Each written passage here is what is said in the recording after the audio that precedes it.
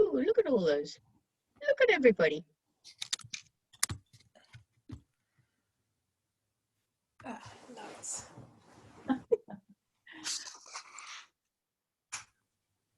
Okay. Remember how to mute. Thank you. Huh? Yes, thank you. Oh my goodness, look. Hello, Hilda. I can see my picture. I know. Oh. What is it? Hello and welcome everyone Hello. to our seminar, which is about spring, I think, and living in a topsy-turvy world. So I think we're nearly all here. We're 15 in total, 2, 4, 6, Oh, wow. 9. We've got a few more. So we have another 6 people to join, but we could just say hello amongst ourselves, I suppose. Lavetta, are you really sitting in front of the sea, or No, my husband and I went to the ocean the other day, and he took this video, and I thought it would be nice to just put it up as a background. it's very beautiful. It looks a lot better than my dirty house. Yeah, we've all got that problem. I was going to ask, who amongst us has had the opportunity to clean during COVID-19? Who's actually been doing any cleaning? Or who has not been cleaning because there's no one coming to visit? I discover I only clean if someone's coming round. Never did anyway. That's right. Oh. Ooh, Yes, that? the school that I graduated from has a new dean, and we did a Zoom call the other day, and she said, "Is that the view out your window?" And I said, no, it's a video that we took. And she said, well, if it was, I was going to hit you up for a bigger donation.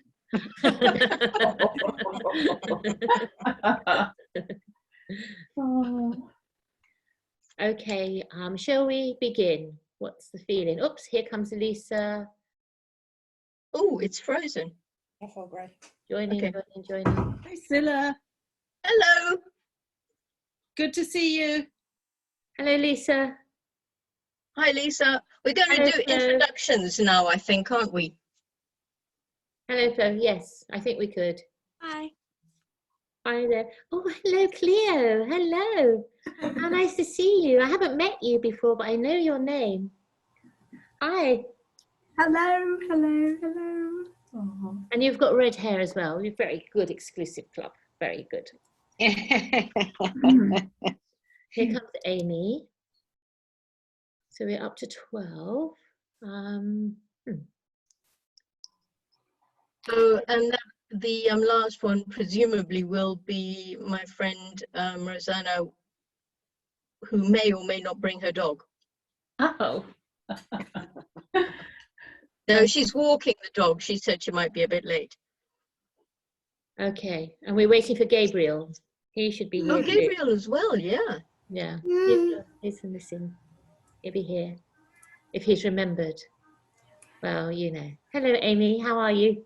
Hi. Good. Hi, Amy. Hey, everyone. Hi.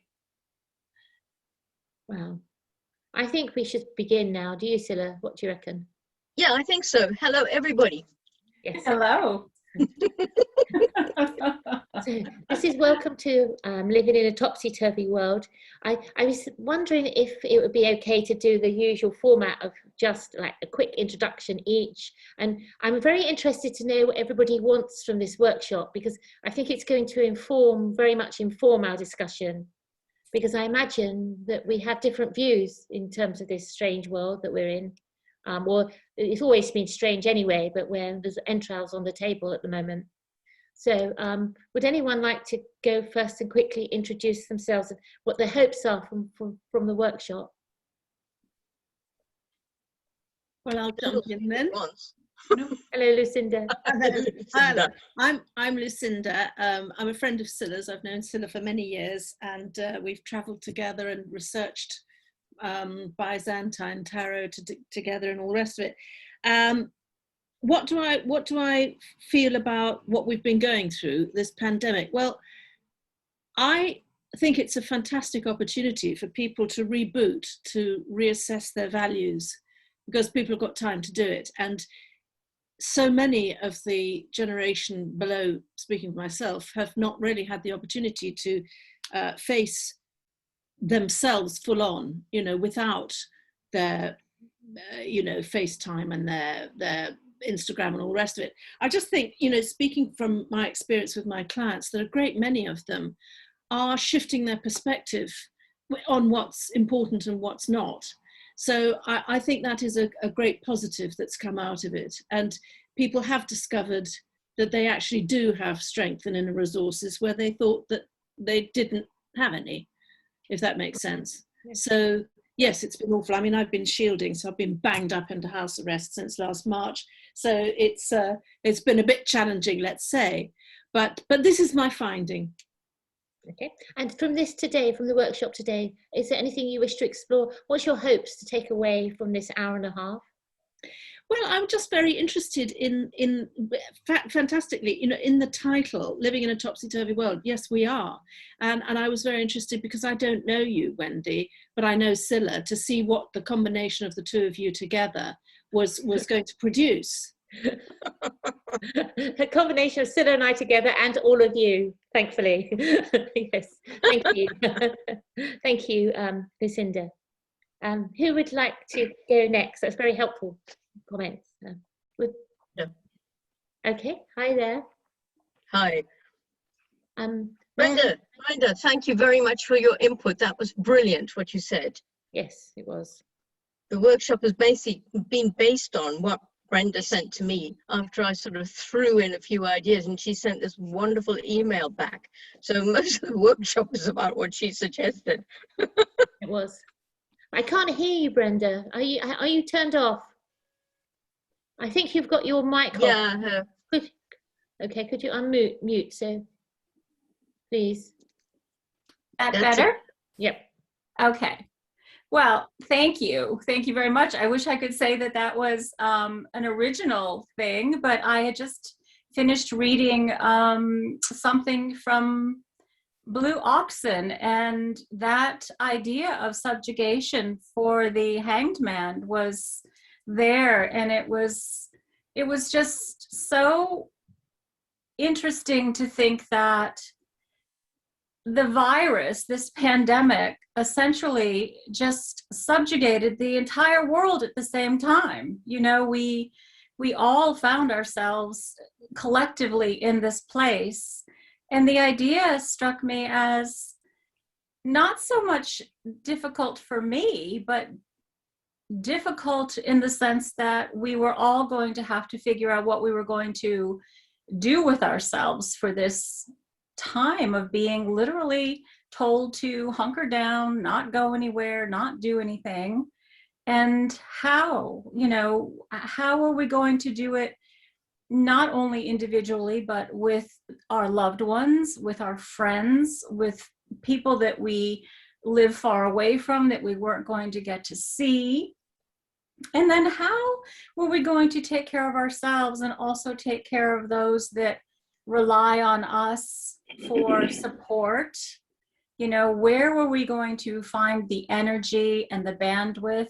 I think that this gave us an opportunity to really go within and it was asking a lot. It was asking a lot of us, and I don't think that people are necessarily prepared to be asked to really look at that self and that ego and think about not just how this was affecting us individually, but how the entire planet was being asked to stop. And in many respects, from my perspective, and this is something that is just from me, from my feelings on it, it was coming for a very long time. There were some things that were just so broken and so wrong on so many different levels that it's brilliant in its performance, that something that is invisible could literally make the world come to a screeching halt. So that idea of the hanged man being turned upside down, but subjugation, that was the thing that struck in my mind. Okay. And from the workshop today, Brenda, what would you like? What are you hoping for to take with you today? I think it's just lovely to meet new people from everywhere and to be able to say, how did you manage? You know, what did you do to maintain your sanity, to keep your spirits up, to really give yourself over to this, which is what we have been asked to do, you know, not only physically and mentally, but spiritually. We had to really go within on so many levels. So I think I'm just curious to see and to share, you know, what happened. It's been a year. It has been a year, yeah. Yeah, I have literally just started to leave my house, you know. I haven't gone out to eat. I haven't seen I have a daughter that lives here, but I haven't seen my grandchildren in over a year. I haven't seen my friends. Thank goodness we can do this. I can't even imagine not having this. But then there are other sides where, you know, I've really had to pull back and I've had to sift and sort and self-monitor, because a lot of the information that we were seeking and trying to get while this was all happening, I started to doubt myself, and I started to think, well, what can I believe? What is the truth here? How do I know what I'm being told is really what's happening? And even though we know collectively that we're all connected, it's still a very strange concept to think that I'm sitting here in my house and you're sitting there in your house, and we're all being asked to do the same thing. But how? How are we supposed to do it? Okay. Oh, that's yes, a good Liz is idea. just asking, can everyone say where we are, please? Where are you, Brenda? I am in Florence, Massachusetts, in the United States. I'm on the eastern coast. Okay, and thank you. And Lucinda, where are you? I'm in Battersea in London. You're in Battersea in London. Okay, all right. That's so cool. Okay. Thank you very much, Brenda. Those very interesting thoughts. And I'm sure the next person will add to them. Who will come next? Come on, Jamie. It looks like you're... Yeah, everyone's quiet. I think that... Where are you, Jamie? I'm in Boynton Beach, Florida, in the United States. Well, I really like what Lucinda said, and I think that we have all been forced to deal with ourselves and situations that we normally do not. We are going so fast. And I think it was around the time where the fire happened in Notre Dame. That's when I really felt the awakening of the divine feminine. And also the divine awakening of Pachamama, Mother Earth. And I feel that we're at a place now where they have been activated, and they are actively working through us and through the earth. And I feel that they are bringing in the divine masculine. So I think that there's a lot of things that are happening now because we've had to stop. And for me personally, I have dealt a lot with family and chaos, and things have been uncovered, and things have been brought to the surface, and things have had to be dealt with. So I'm thinking about, you know, I took Cilla's shimmering veil, and I did that spread where you go 7 across 3 times. And I was looking at the high priestess, and the hermit is underneath her. And I was in the tower is underneath him. And I had been working a lot with intuition, thinking that answers were going to come and things were going to be figured out. And I learned that it's sitting in the unknown. And it's sitting with, and it's sitting with the hanged man, but he's connected to the hermit, because the hermit holds a lantern and he can only see what's right in front of him. He is, let's say he's in a forest and there's all these things around in the darkness. He can't see any of that. All he can see is what is right in front of him. And he has to deal with that and deal with himself. And then underneath that is the tower. So when you ask spirit to enter your life, shit's gonna happen.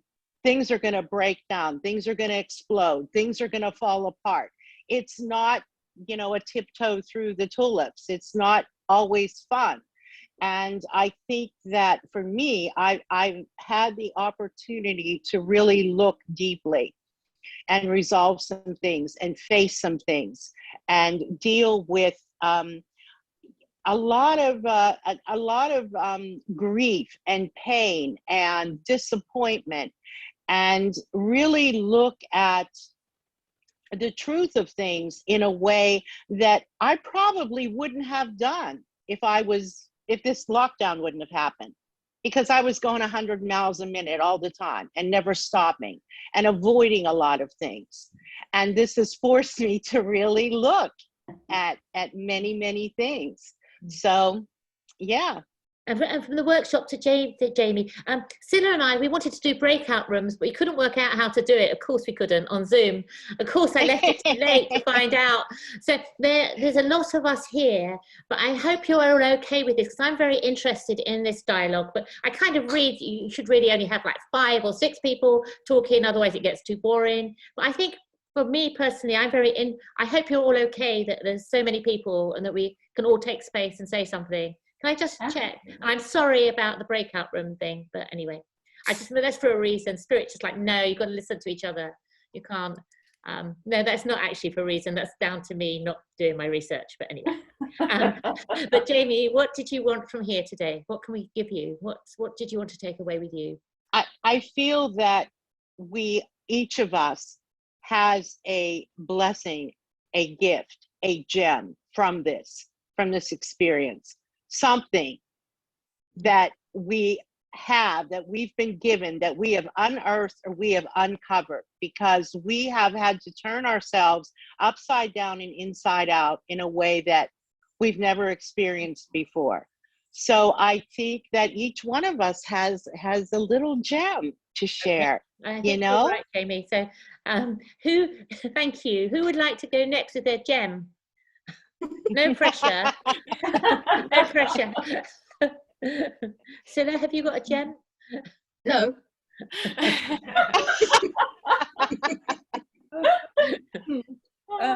I don't mind going. Sorry, I just crashed out then. I'm not sure why, so I hope that doesn't happen again. My name's Liz, and I'm an old friend of Cilla's from back in our London days, and Hilda, indeed. And I live in Glastonbury in the UK, in Somerset. I think my perspective is slightly different. When the whole thing kicked off, I felt complete shock, I think. And I started off feeling very fearful because it was unprecedented in my lifetime. And I quickly decided that I wasn't prepared to live in fear. So I gave myself a talking to about the virus, you know, and basically it was, if I get it, I get it. I'm fairly healthy, but if it's my time, it's my time. And from that, I felt I could move on. Glastonbury is, for those of you who don't know it, is a very unusual place. So we've had a fair number of COVID deniers here. And the town has never gone quiet as some places have.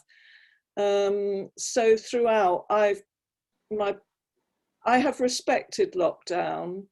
I found it difficult not to see people. It taught me how much I need people. But at the same time, I've been getting out and about, volunteering, helping people who need shopping. One day a week, I work on an organic farm, and I got classified as vital staff. So 1 day a week, normality, sowing vegetables, and yeah, so that was fantastic. Globally, I think potentially it is an opportunity for people and the world to rethink. How optimistic I am that that's going to happen, I wouldn't like to say, but I think things are not going to stop being topsy-turvy, basically. And so what I'm looking for, I mean, partly I just thought, oh, it would be such fun to see Cilla again. But I'm really, I suppose, looking for ideas, feelings in myself and others about how we go forward into the unknown, really. How we maintain our humanity, and how we resist what I see as will be a very strong drive towards increasing technology, increasing depersonalization, increasing threats on nature. I am a druid, so the earth is precious to, I mean, I know it can be precious to anyone, but it's the foundation of my spiritual path. So yeah, so how do we go forward? How can we feed into the good rather than, or the light rather than the dark? Yeah. Thank you very much. Probably need to hear from some of the quiet people. Flo. Raving. Florence. I'll go, Cilla. Oh, Flo was saying, okay, fine. Okay, thanks. Okay, Lavetta then, please. Thank you. Lavita? Yes. Lavita? Lavetta, you Yep. going to say? Yes, I'm Lavita Kasdorf, and I live in Central Coast of California in the U.S.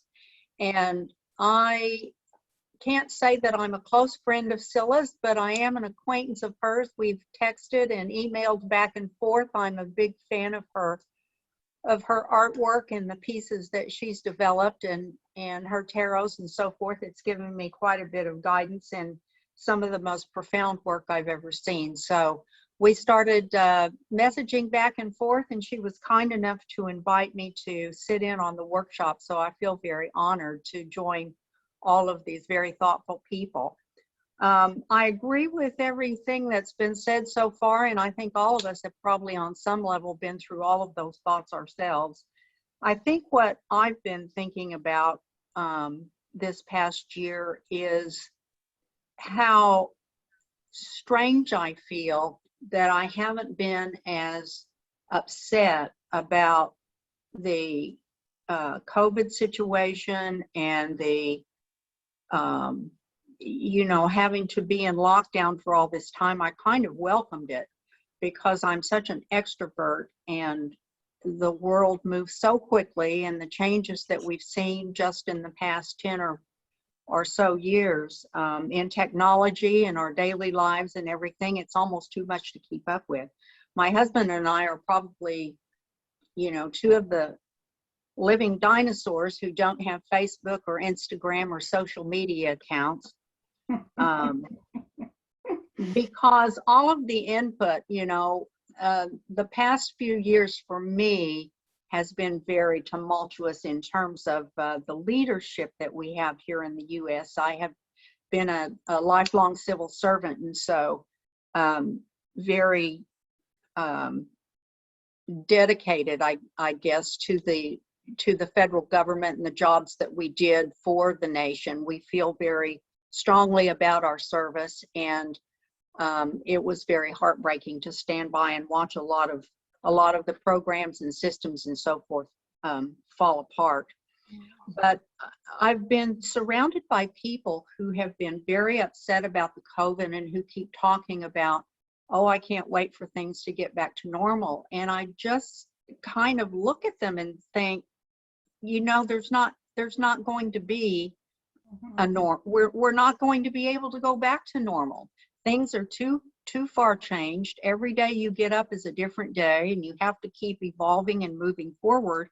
And I've just really, I've used the time to do a lot of soul searching, and I'm very left brain, and so I get stuck in this analysis sometimes. But I think with the isolation, I've been able to pay more attention to my feeling side of my brain and tried to come up with taking out some of those. Someone talked about peeling back the layers, and I think I've spent a lot of time looking at the stories that I've told myself over my lifetime about who I am and about what events meant that happened to me, and you know, how I've used that as a survival mechanism to get through the world and through the different phases of my life. So I'm not one of those people who are in the resistance mode. I've welcomed and looked, you know, been happy to embrace the hanged man, and I don't think in terms of getting back to normal. What I would love to see is a better world on the other side, where we have, you know, better problems to solve. And I would like to see more soul searching by people, because everyone I know has suffered some type of loss. I don't know anyone who hasn't lost family members, friends. It's just been heartbreaking everywhere you turn. There's no one that hasn't been touched by this situation. And yet I am surprised, I guess, that more people aren't speaking the language of what is the meaning of this to us, both individually and collectively, and how do we contribute to raising the vibration of humanity, when we really can just polish up our own little corner of the world where we are. So I'm very interested to hear everybody's perspective, and I'm very pleased to hear talk from people who have apparently thought very deeply about this. And it's very refreshing to me to be in the company of others who are thinking that way, rather than listening to people talking about, oh, I can't wait to get back to normal. Thank you very much, Lavetta, for your thoughts. I welcome them. Thank you for bringing them to the table. I think Flo was offering to go next. Florence is actually on a boat. I have to introduce this because I'm always so proud of the fact that you're on a boat, Flo. I think it's amazing, on a houseboat there. But you can introduce yourself. I don't need to say that for you. I'm sorry. Away you go. I probably wasn't going to say that, so. I'm very good. I'm very good coach. I keep confidentiality. You're safe with me, unless you have to live on a boat, and then I'm so enchanted. I'm in London on my boat. Yeah, yes. I'm not from London, but I'm here now. Last year, when lockdown started, I really welcomed it. I definitely saw it. I saw coronavirus as this this thing pushing the world to be better and pointing out what things were no longer sustainable for us. I had a great summer last summer. My spiritual journey, I felt like I knew exactly what I was doing. I felt like I was just going in the right direction. And then winter happened and I didn't know what I was doing. I didn't know what my direction was. It was scary and upsetting, and I just felt confused. So now it's spring again, and I'm in my last year of university, so I will be graduating soon. And I don't know where I want to go. I know what I want to do, ideally, but I don't know how to put in the work to get there. I'm feeling not very good at just sitting back now. Last spring, I felt I really wanted to just sit back and do nothing and just watch and wait for the next thing to happen to lead me. And now I'm feeling like I am super restless and can't sit back and watch and wait for the next thing to show me the way. Yeah, so out of this workshop, I think I'm already getting things out of it, but maybe just a better sense of how to sit again. Thank you, Faye. And Hild is coming next. Thank you. So many beautiful words already. I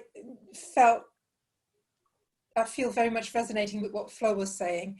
The thing that attracted me to this workshop was actually the image of the hanged man, and Brenda called it subjugation, but I've been calling it surrender.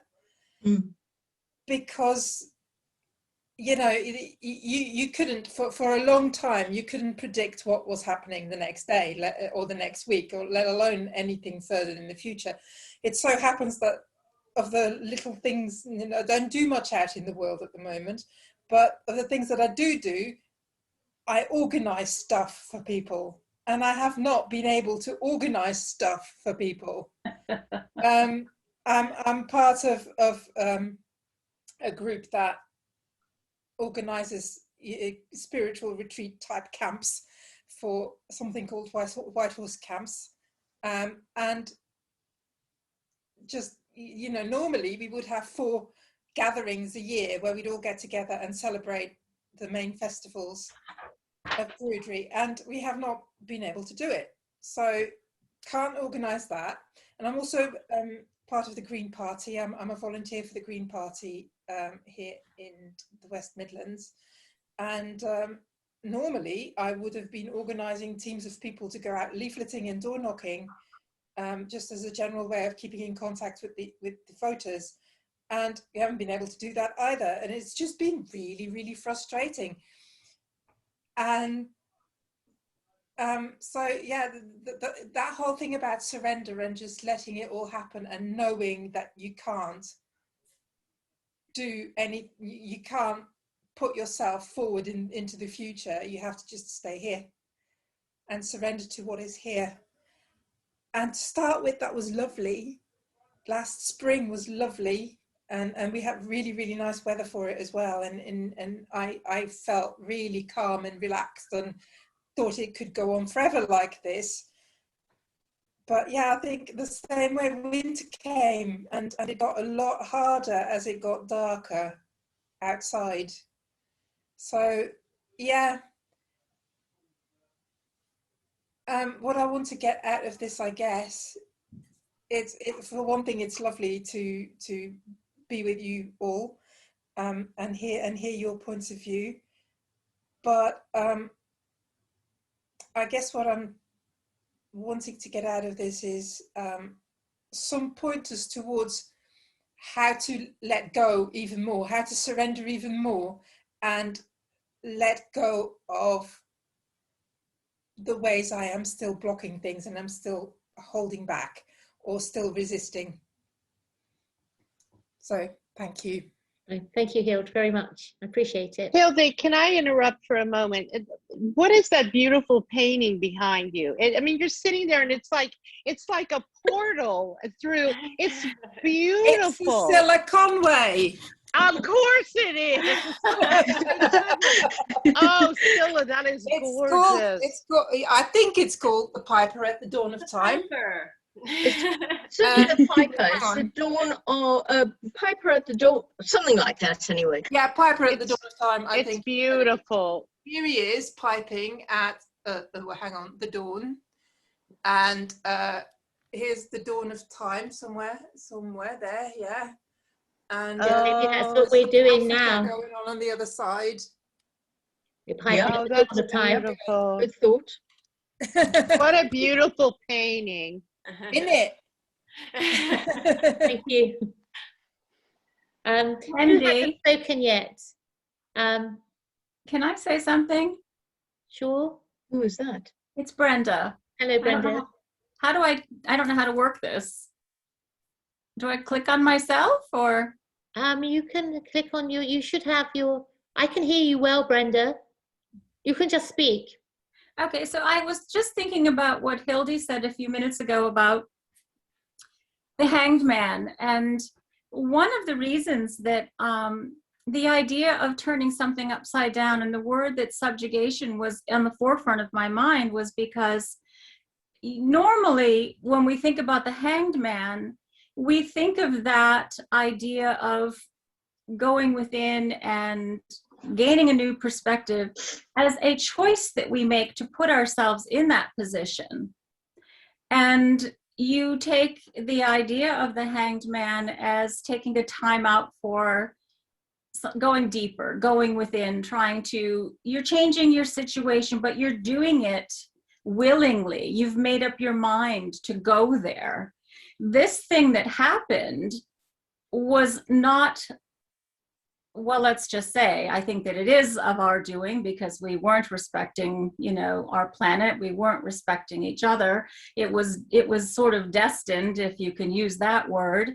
But I think that what it asks us to do, and the thing that was helpful for me in terms of those times when I really didn't know from day to day how to keep myself focused and to not be fearful and to not go there in my head, was to lean into it, to be gentle with it, and to really take that strength and just go back and think about the things that I loved doing when I was a child.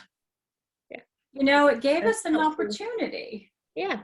I saw it as being fallow, because when the field had to set for, yes, and fallow has the word fall and allow, because I don't like the word lockdown, which feels like dominating.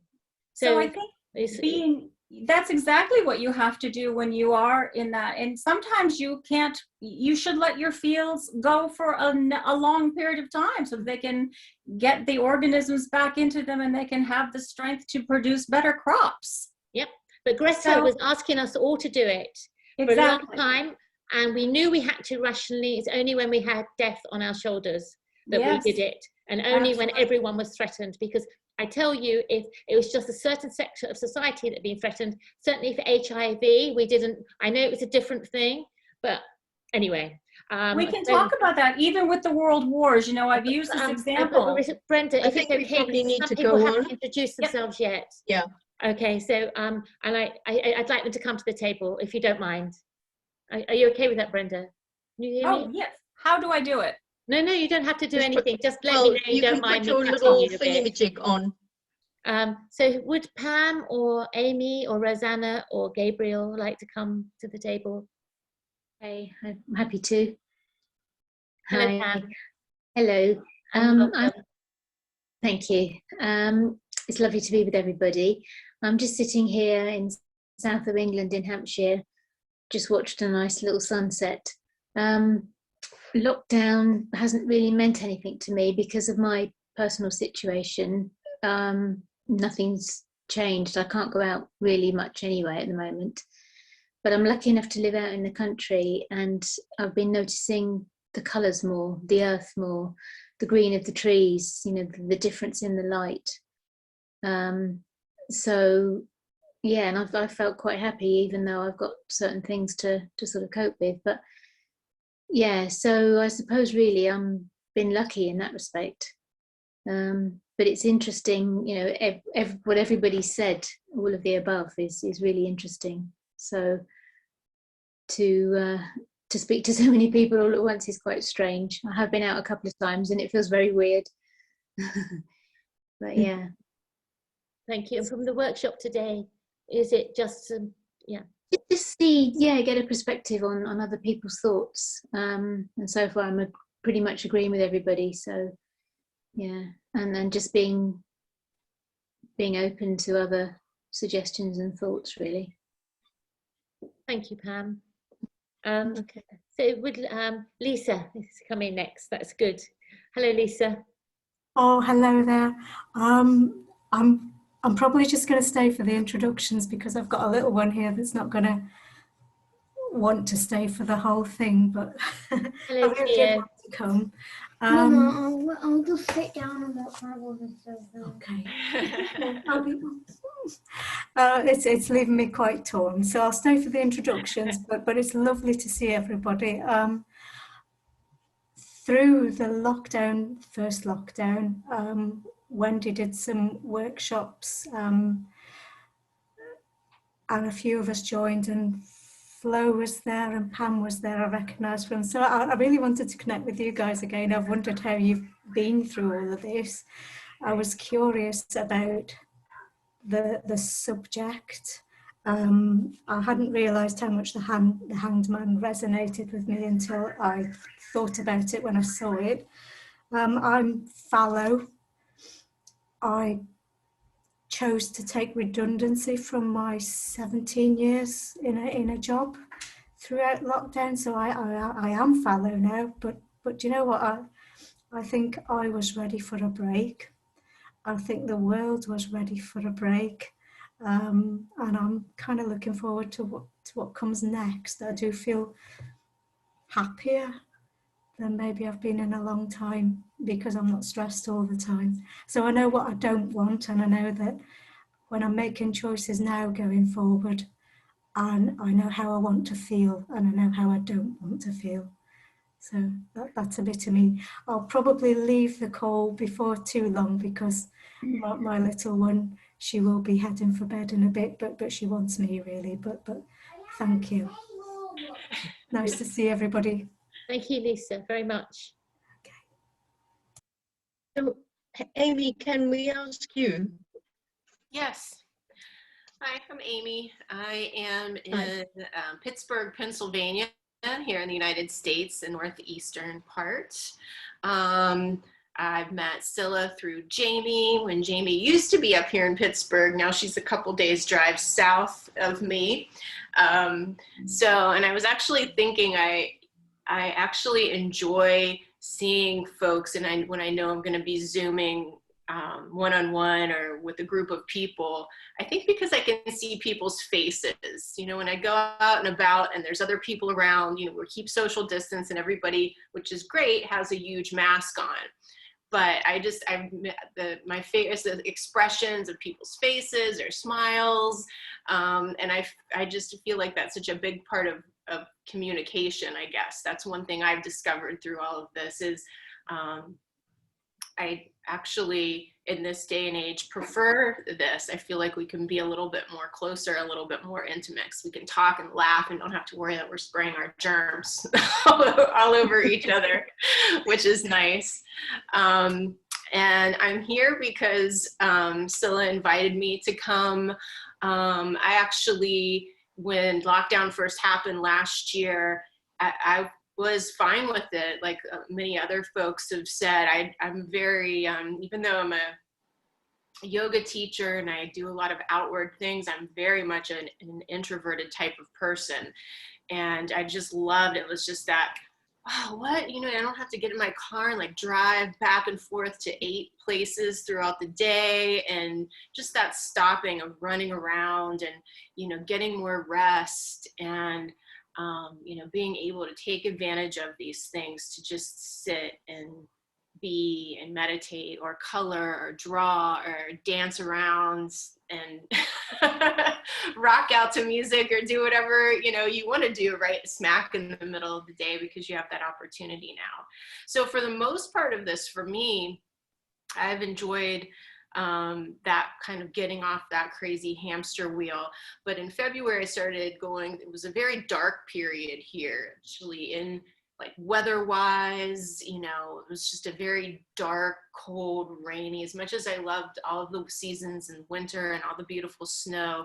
And then I was having some health issues as well, which, you know, in the cold darkness of night, things start to seem like a little bit more than maybe that they are, or seem to be kind of closing in a little bit. And spring just seems so far away. So I was very appreciative of the the offer to come to this, and just to know, I was going to be, seeing and talking with, a bunch of people that have been, dealing with this in their own way. And just, seeing your beautiful faces here on the screen, and just, listening to everybody's unique story as well. As I've been listening thus far, definitely agreeing with a lot of the opinions and things that people have said, especially around the fact I'm just thinking about some of the things, the earth itself giving a break. I was thinking about, I see all these ads for cruise ships and things like that, and I was like, it's nice for the ocean to have a break from all those cruise ships and all that dumping of waste and all that literal crap that goes into the ocean. Just how the different things that have had to stop, to shut down, that, again, like you've all said, have given the earth a chance to rejuvenate a bit, perhaps, and also giving ourselves a chance to rejuvenate a bit. And again, to find out, as Lisa said, what we like, what we don't like, and having the time to maybe figure out, okay, how can I continue to cultivate these things that I'm finding that I do like, or things that I thought I had to have and need, but are just really extraneous things that I'm putting all this time and effort and money into, that I don't really necessarily have to go back to when all of this is quote unquote over. So that's me here in Pittsburgh, and I'm happy to be here and just listening to what everybody has to say and seeing everyone. Thank you. No, thank you, Amy, very much. And it's lovely to see you again too. Oh, it's lovely to see everyone. Nice to work with you again. So we need to listen to Rosanna and Gabriel. Hello, Rosanna. Hello, Gabriel. Hi. Have your say. Hello, Cilla. Thank you so much for this invitation. Can you hear me good? Can you hear me good? Yeah, okay. Yes, there is a lot of things going on with the lockdowns and this pandemic stuff. And I don't know, like the first when the things came up, I think I didn't have like really opinion about it. So I was just like really standing and watching what's going on. And we are like more than 1 year, and I was very optimistic. So I remember I spoke with my coworker when I was still working in the nursery, and she said it's going to last 2 months, and I said like, no, I think maybe 8 months, and we are just after this pandemic. And we know we are not, and we know that we're not coming back to the things which was. So we have to just let it go. I think the old world and everything, we have to just make it peace with that, what it was, and start thinking what we can do, what we can create. As I am thinking that, unfortunately, this whole pandemic stuff has got good and bad impact, I believe, on every people's lives. And I think that government also is trying to take some things, to take, to move their things, what they want to, with that pandemic. And that's what I'm thinking. That's why we have to create something. We have to analyze, we have to talk about this and think what we can gain from this and what we can bring, in the future. Because I think when we don't know now, it's like, for me, like blank page. We don't know what is going to be tomorrow. We don't know what is going to be the next month. I didn't see my family over than one year. And actually, I don't have plans really for the travel stuff for now. But I am thinking that the people in the past, they were in the similar situations, even guys after the Second War. People didn't know what is going to be. They were thinking there is the war, and after the war, we don't know. But then later, if you put these intentions, and if like everyone is trying to think what can bring, what can create. For example, I get very creative. I'm calling this ADHD. So I have thousands of ideas. I'm writing down everything and just trying to do the things. I wrote the script, I did the dancing act, I did many things. I'm I bought the sewing machine and I'm going to sew the things. So, I never, yes, I know, it's like, wow, like thousands of ideas. and I will never have the time for this in the past when, you know, this all that lockdown and pandemic will came in, because I always was busy with work and I never had like time, you know, like to think what I can make it. So yes, I think we have to be optimistic, but we have to also do the action. We have to do it, the things, not like magically waiting when the things will be sorted out for us, because it won't be. So, you know, we have to like really have something in the horizon, you know, that we are looking into it. And yeah, and then trying to maybe move a little bit like the, you know, the wheel of fortune a bit, like let's move this way, let's move that, and see what is going to happen, not just, you know, being like stagnancy and just like, oh, maybe in 5 months I will see what it's come. So I think no, I think we have to do it something, because otherwise it's nothing going to happen. And yeah, Thank you, Rosanna. And from the workshop, what are you looking for? What are you hoping to have from the workshop today? Or have you surrendered into the workshop to see what comes? Yes, yes, I think, yeah, it's helped me so much, because I've been feeling like this hanged man. So, you know, I've been feeling like, for me, hanged man is the person who is like not doing anything but waiting for something, waiting for the opportunity to come in, you know, waiting for that somebody will offer you something, or just like waiting for the better time. And you know, we are responsible, and actually we have the power to create the things. So yeah, so if we know that, if we like accept that we are like really co-creative people, then we can move out from this hangman situation, and then, you know, see what the future will bring. So yeah. Thank you, Rosanna. Thank you. Can we turn to Gabriel, please, now? Sure. Hi. Sorry I was late because yeah, just got home. But thanks for having me here today. And Can you say where you are, Gabriel? okay, Where I'm are you? in Woolwich in London. So I'm yeah, in London. I'm not from London, but I'm here. And I was here when the lockdown started last year, and it's like Lavita, I think, and Hildy said, you know what, this calm in the beginning, I felt the same. Like I was really glad to be at home and not being faced with people, because sometimes, you know, there can be a lot, like there's a lot of energies and egos and all that. So I was really happy, and I thought like I'm going to use the time that not being on public transport for like spiritual development, and I did like a lot of reading, and I think that was I found it really productive the time.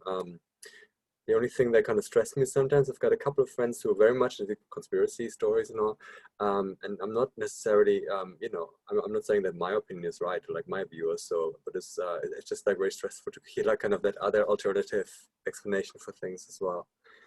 And it's actually more this year that things suddenly spiraled out of control. I think like there was so much stuff happening, like with me, like a work situation, and then like I had a couple of trapped nerves in my like spine, and then some illness in the family, and all these things suddenly happened. And then like then suddenly there were a couple of deaths as well, not even COVID related. There was like a murder, and like someone died from cancer, and you know, and everything seemed a bit too much for me all of a sudden.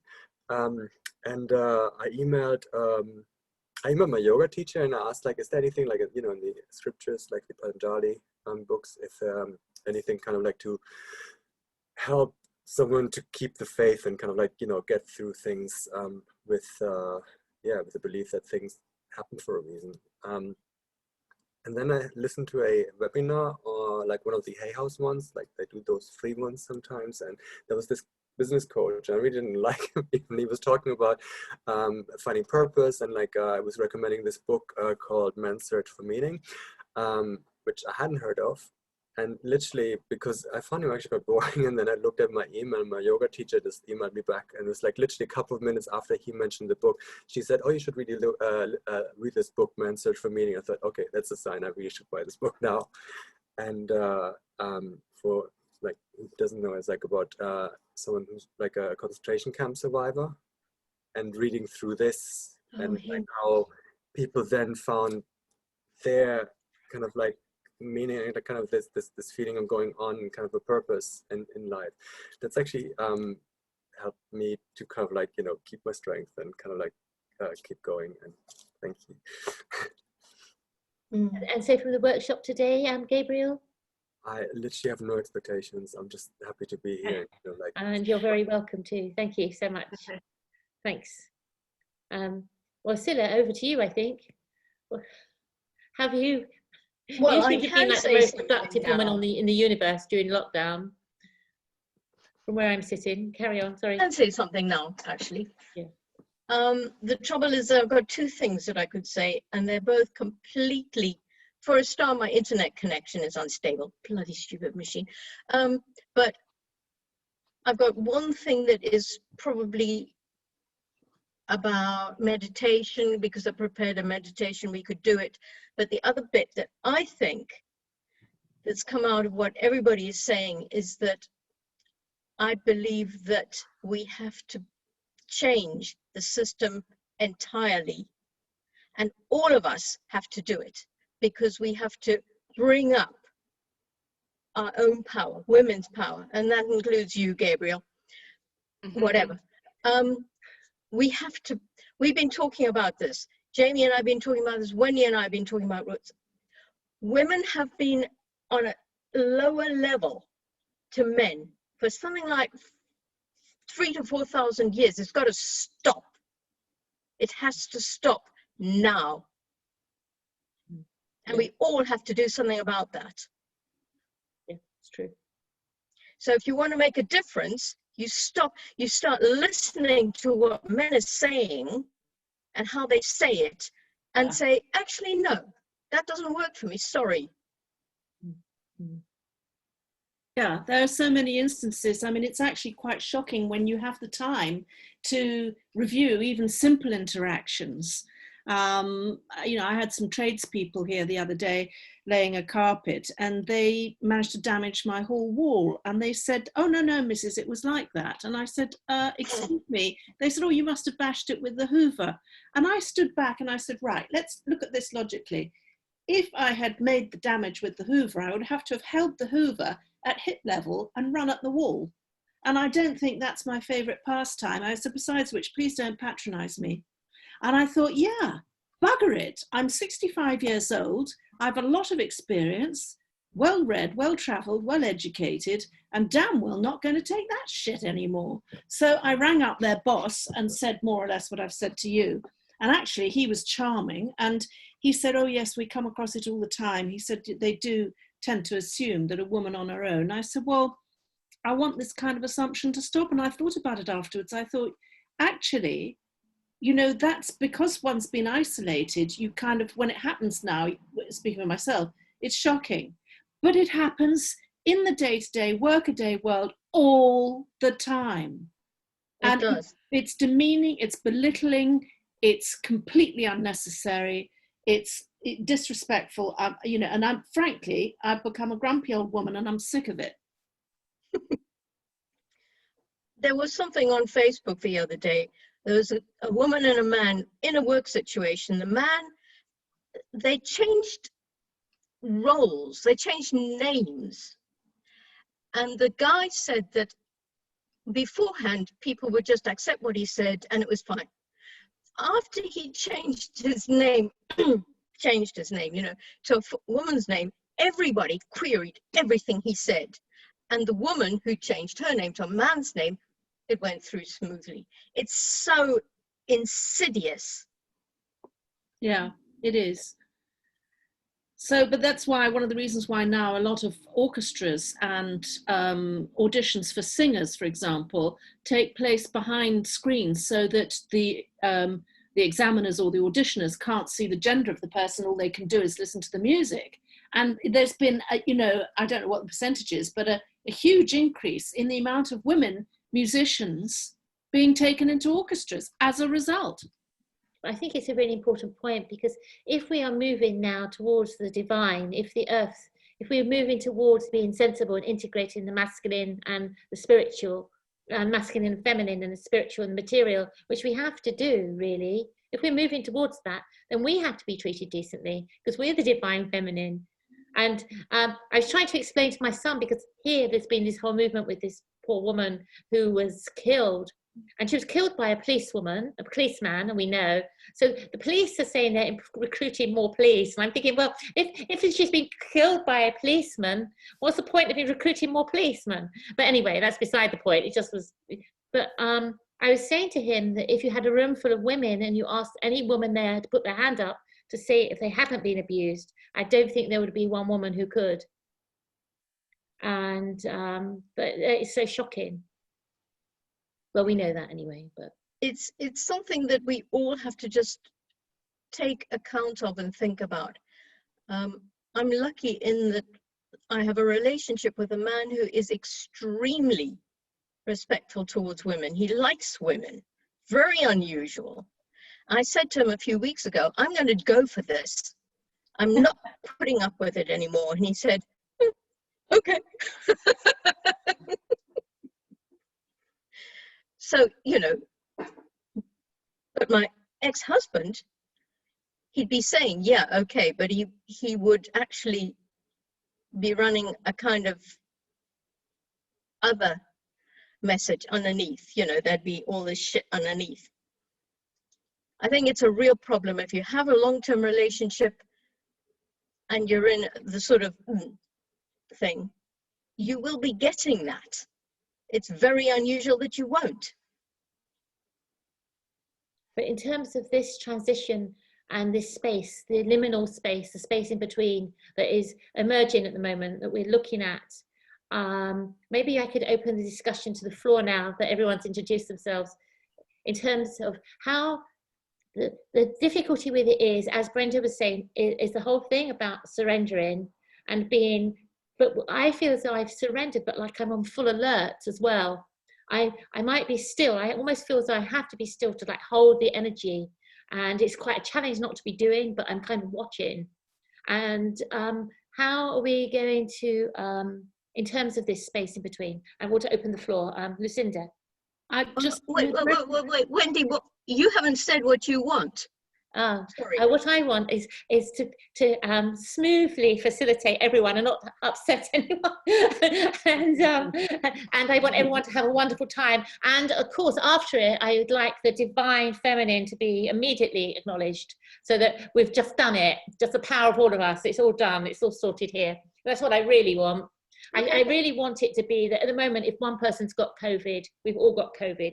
But I want it to be if one person's is hungry, we're all hungry. And if one person's homeless, we're all homeless, because of the great injustice and non-recognition of how wonderful everybody is, and how we just so much focus on money and not on people. That's my big thing. But I don't know if we'll get towards that, I'm sure, at the end, maybe. That's what I really want. I just want a magic wand so that I have it all in my lifetime. What do you reckon? I think. You're asking me. Oh.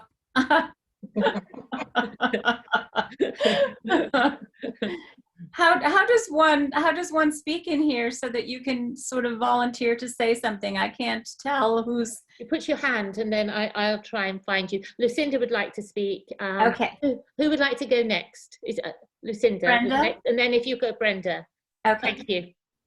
Thank you. I was just, with reference to the Hanged Man and this talk about subjugation and surrender. I mean, in some of the traditional decks, the Hanged Man has got an aura showing, or halo. And to me, very much, because he's in suspended animation, I don't feel he's in any way stuck, because the aura to me is the power, the mental power that's going on.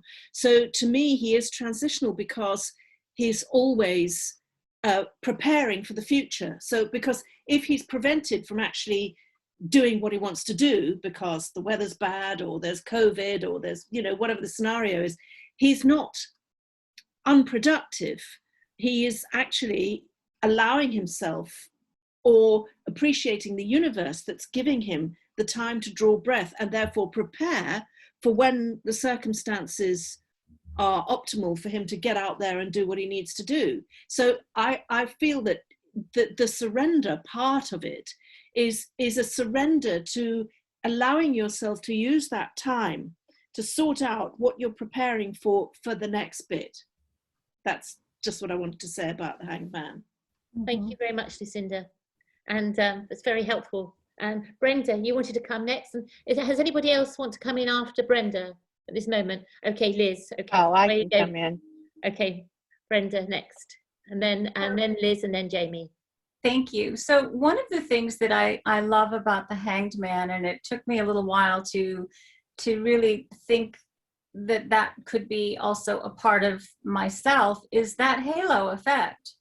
And if we are all divine beings, if we all share that thread, and I do believe that we are and that we do.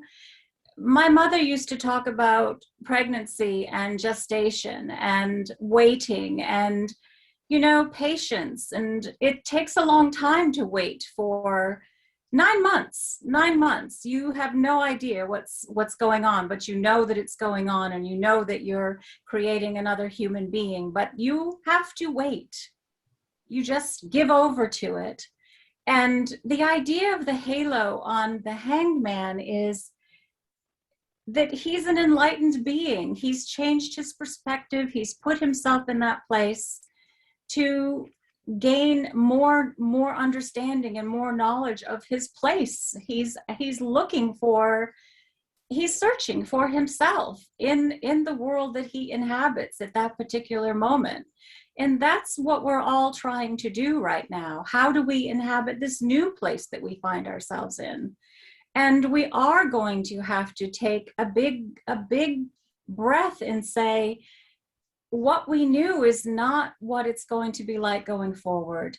And I think, to Cilla's point, and as a woman, and I also am 65 going on 66, and I've been married to the same man for 44 years, who also happens to be extremely respectful. We have daughters and grandchildren.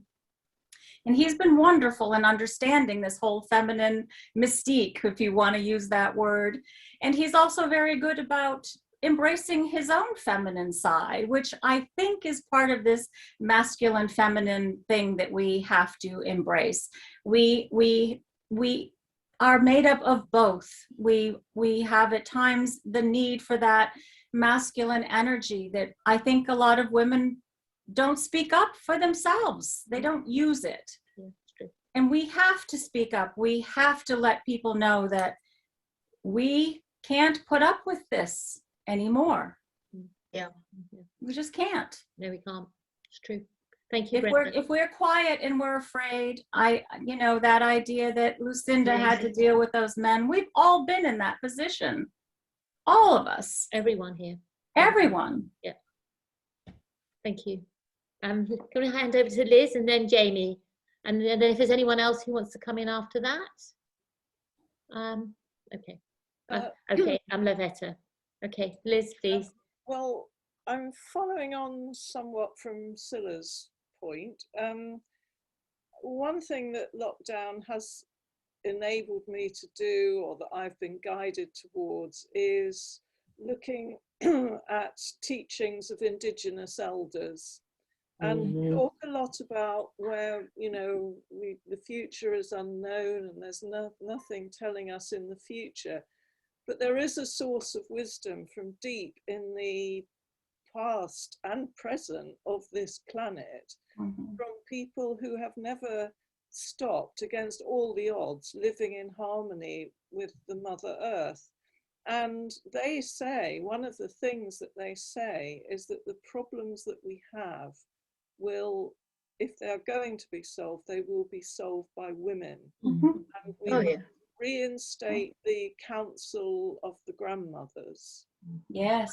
So I think gatherings like this is not the only one I've been to, of women, older women, standing in their power and coming together and talking about these issues in a way that maybe women haven't in the past, for a whole variety of reasons.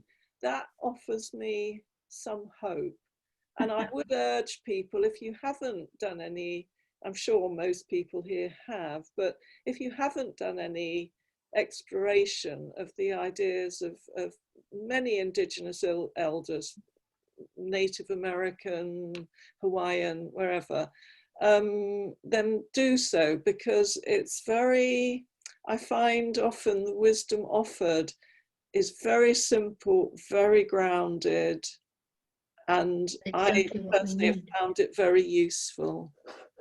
So that's, thank you. Thank you very much, Liz. Those are very thoughtful comments, contribution. Thank you.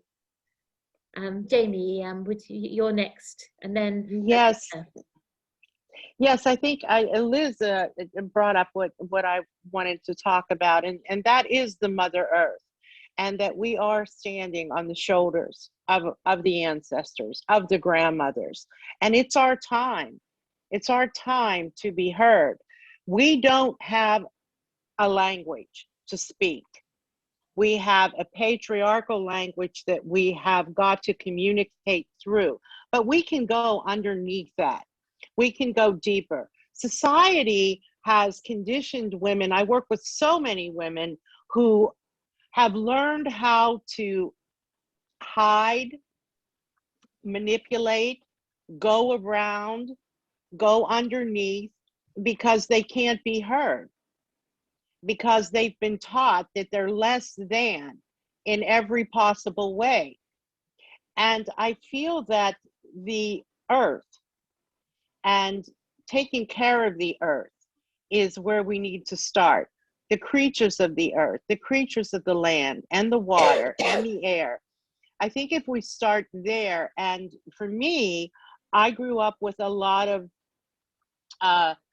Native American little bits and pieces that the aunties had or my grandmothers had. And going back to those things, going back to the elders, going back to the indigenous tribes, you know, it doesn't matter. I mean, look what they did with Mother Mary. Look what they did with, you know, for her to be, for the white, blue-eyed Mary to be present the way she is, we have to look at what is holding her. What is framing her? What is holding her in place? And that's the ancient mother. That's the Black Madonna. That's the earth, where you go very, very deeply and down into the cycles of the moon itself, because we need to follow that is our birthright. That is a gift that we, as women and as men, can embrace. And that's following that cycle. And I did do, let me see if I can find it. I was going through different images. Okay, I don't know. Can you see this? Mm-hmm. Okay, so what we have here, we have the moon, and we have the crayfish, and we have the pillars, and we have the hanged man. Now, the crayfish, or think about a lobster. I think we're in a place right now where we're really, really uncomfortable, like a lobster would be. You know, they shed their shells. They have to come out of their shells. They have to be reborn. So many people I've talked to, February has just been, you know, tremendously difficult, tremendously dark.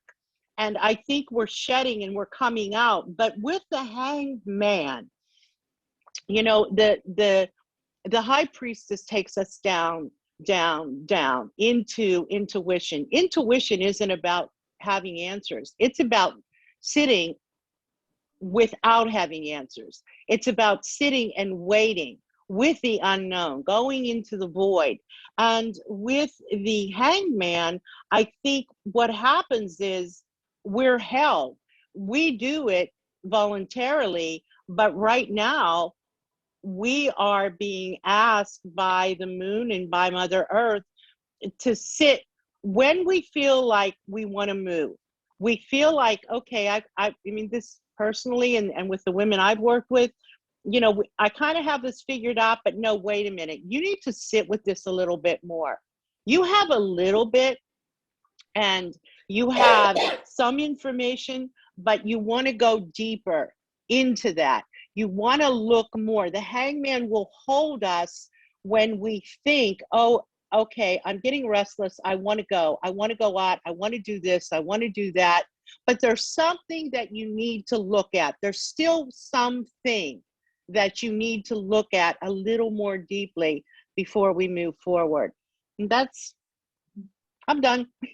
Very helpful. Thank you. I want to say something very quickly. What's been said just recently is really what that meditation will be, which I'm going to do next week. Okay. Because I wasn't sure whether it was the right place for it this week. So next week, and it's all about gestation and the dark. And the other thing, I don't know if you can see this, I was taught to read with Marseille, but the hanged man is considered to be material. He's considered to be the earth. And you see the 12 branches are cut off. So he's dealing with the material world. He's dealing with the earth itself and coming to terms with how he integrates his spirituality. And you go to the world, and she also has that leg, you know, she has that turn, but it's the connection of the planets themselves and the, you know, rise into the spiritual realm. Thank you very much, Jamie. It's very, very helpful. There's two more people who would like to speak. I think Lavetta was next. Did you want to speak, Lavetta? Gabriel has got his hand up. And Gabriel. I thought. And Rosanna, wasn't it? Rosanna, do you want to say something? Yes, I've just hold on a minute though, because I wanted to see who was next. As far as I know, it's Lavetta next. Are you next, Lavetta? Do you want to speak? I'm still listening and taking notes. Okay, all right, then that's fine. So then it's Gabriel and then Rosanna, please. Rosanna, yeah. Idiot woman. Sorry, with me next. Yep, you next, and then Rosanna. It's like always the thing, like, what do I have to say about feminism? No, I mean, I agree with the that we're living in a patriarchal culture, and I'm like Judy, I there's so many things wrong with it, but at the same time, I'm not sure, because the whole setup about, like, it's very dualistic, you know, there's like a black and white, male and female, and for me that's the main problem. And kind of like, you know, just to kind of like switch it around. I don't know if that's the solution. I think there's more about, like, when you talk about the yeah, and also more about, like, if you know, the feminist more like you know, the yin energy is a bit more accepting and embracing, and I think it's more about, like, you know, several views and not just like kind of you're right and you're wrong, sort of like, you know, that you know, that several things can coexist and not just the two. There could be like 10, 20, 30, you know, but like that there's like some sort of peace at the same time out of that. And I think, I mean, that's what it means to me. And I'm gonna kind of like, you know, when no, you're right. Right. Yes, thank you very much, Gabriel. And Rosanna. And our time runs, so then I think after Rosanna, perhaps we could go back to you, Cilla, because look, we're nearly 7:20 already. Right. So so Rosanna. Yeah, okay, so what I want to say about the hangman, yeah, I think maybe we shouldn't really like wait toward what the world is going to bring to us, because really our inside world is like what we reflecting, what is reflected outside.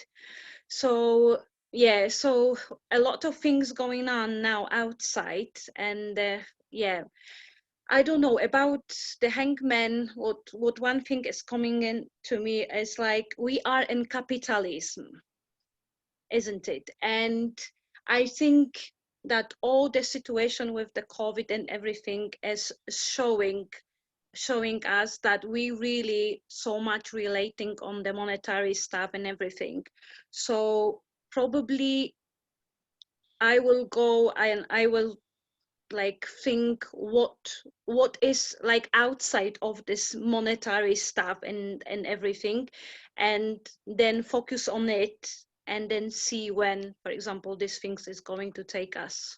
So yeah, so that's what it's coming for now, you know. It's like it's changing so much. So, you know, I am trying, like, for example, less watching the TVs and less watching, you know, like the media, the social media. Absolutely, they horrendous. They wanted to put the fear into us, and actually it's making that I'm disconnected with my own intuition and my own voice. So I cut it off.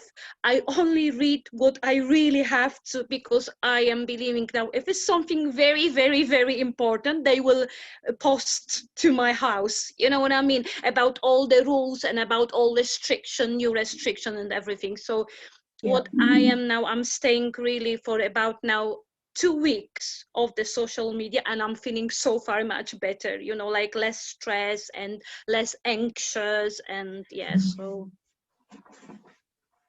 Thank you very much, Susanna. Very Thank helpful you. comments. So I'd like to just share what I've been working on of late. You were all talking about Mother Earth and how we need to go back to her, and yeah, how we need to stop doing the capitalist thing and going back to the old wisdom. What I've been doing is tending the earth, and very literally tending my own patch. So I've been clearing out my garden a bit and already started sowing some things for spring, and I've got things on the windowsill, little pea shoots that are this big, and it's amazing. I love it. But I've committed basically to clearing out the quite large garden we have and make space. I've been told, tend your own patch, make space, clear things out, and see what comes up in the space and follow that. And so that's in the garden and inside me and inside the bigger picture, all at the same time, but I'm doing it through tending the garden. sounds a very wise move. Thank you. Absolutely. Well, there's 10 minutes left, 9 minutes of this session. Cilla, is there anything you wanted to bring to the table? Right through, I've been thinking that what I have always felt about the hanged man was that he has realized that everything he's been taught up till now doesn't apply anymore. So he turns himself upside down in order to see a different way. COVID has given us that opportunity. Whether we as a world will be able to take that, I don't know. But if we don't, I doubt if we're going to have a world in the next 50 years. So we have to. And that's about all I've got to say about the hanged man. But I do like the idea of this topsy-turvy world, because isn't it amazing? We've got this thing that nobody can actually see, and it's turned the world upside down. I think someone said that. Well, thank you, whoever said it. It's turned it upside down in a week. Yeah. It's just brilliant. It was brilliant. But the thing was that Greta was asking us to do that and lots of other people. She was for a year, and we all knew, and we wouldn't do it until we had it. So yeah, it's we're lucky in a way, but I shouldn't say that because I know about the grief and the suffering. I know that the time of the transition has brought a lot of trauma and a lot of pain. And I think that's another issue for me in terms of speaking about it, is that I've almost felt silence, because how I almost have like survivor's guilt. How can I be speaking about this when there's so much trauma associated with it? But I have to speak. We all have to speak. Is there anybody else who would like to speak? Yeah, we come to finish. Jamie. Yes, I just wanted to say I agree with you. I have custody of my grandson who's 11 years old, and he's with his mom right now. We've transitioned a little bit, but I had to do distant learning with him when this hit, homeschooling. And by the time summer came, I was ready to rip my hair out. I mean, I would rather have oral surgery without anesthetic to have to teach a small child again, and he has severe ADHD, and I just, you know, it was so hard. And I was so angry and frustrated. I felt sorry for myself. At the same time, I knew I was doing the right thing. I was not able to do any of my own work. But then we started doing these different projects with school, and I'll give you an example. They did a virtual trip to the loggerhead, the sea turtles in Florida. And it was so amazing, and it was so remarkable.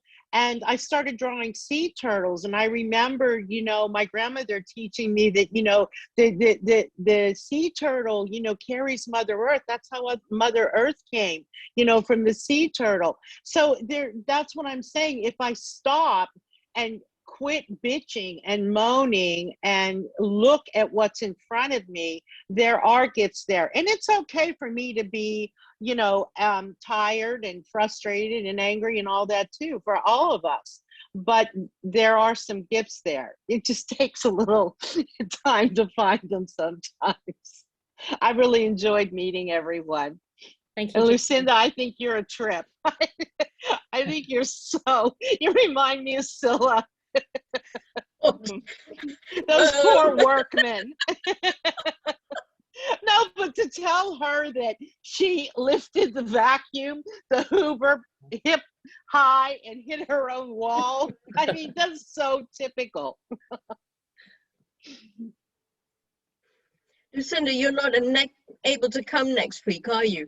I'm not, because I'm doing my own workshop actually for a group called MASA, and that's Men Against Sexual Abuse. It's a group of men who have suffered sexual abuse either in childhood or adulthood, and I did one for them last week, and they are very complimentary. They liked it so much they've asked me to do it next week. But last week I did the subject about there were that soul agreements, but this time they've chosen the subject for me, and it's all about, you know, sort of coming out, you know, emerging from COVID. And I don't really care what it's called. I'm going to do what I want anyway. But, you know, so I can't because I'm otherwise engaged. But I would have loved to. Well, enjoy it. We'll send you the recording. Oh, please do. Please do. I'm very interested in the meditation. Okay. So we come to the end, I think. Well, 4 more minutes. If anyone's got any pearls of wisdom to throw on the table. Well, I don't know about pearls to give, but I would just be very happy to give gratitude for the pearls I've received. I feel I've got a really nice necklace now. Lavetta, what would you like to say? Lavetta? I keep on pointing at people. Good God. I just have something that's been in my head since last July when Disney released the Hamilton play for everyone. If you want to subscribe to the Disney Channel, the Broadway play Hamilton, which has been very popular here in the US. You can't get tickets to it and so forth. And it tells the story of Alexander Hamilton, one of our founding fathers, and the first Secretary of the Treasury, and how he came as an immigrant to this country and had, you know, a very everlasting impact. And it struck me that the author of this musical, it was a Broadway production with all of the songs, the dancing. You know, it took him 7 years to do it. He was in his 20s. He's only in his 30s now, Lin-Manuel Miranda. And in one of the theme songs that go through is "The World Was Turned Upside Down." And they have this refrain that goes through for the American Revolution, you know, the Battle of Yorktown, when the British were defeated, and then later on, whenever he runs into some personal difficulty and trouble in his personal life. And I'm just in awe of this musical, and I've watched it probably 17 or 18 times because I'm just so taken with the creativity that it took someone to put all this together from a book they read and present it as something that we can absorb. And it's just so many layers and levels of messages and our history, and also what we've been talking about today, you know, how we think about things and how we deal with changes, both personally and on a systemic level. And I can't get enough of it. But the world turned upside down is just, and it's one of those things, you know how you get a song that plays in your head and you can't get it out of your head. And so ever since last July, it's like, that's one of the songs that have just been repeating in my head over and over.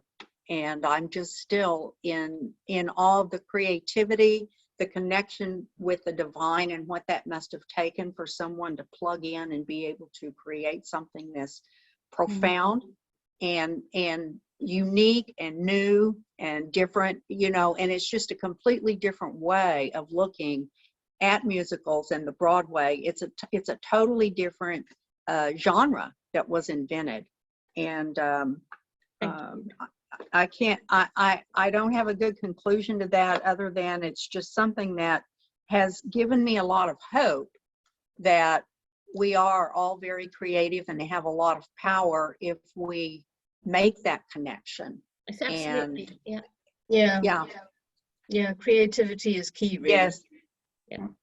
And I think Brenda also mentioned about, you know, the gestation period, you know, and that is, we have to look at this. If we look at this from that perspective that she shared with us, it kind of changes everything.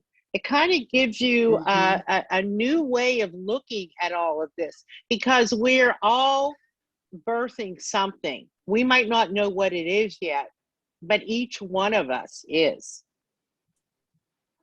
Yeah. Okay, just quickly now, because we're right at the end.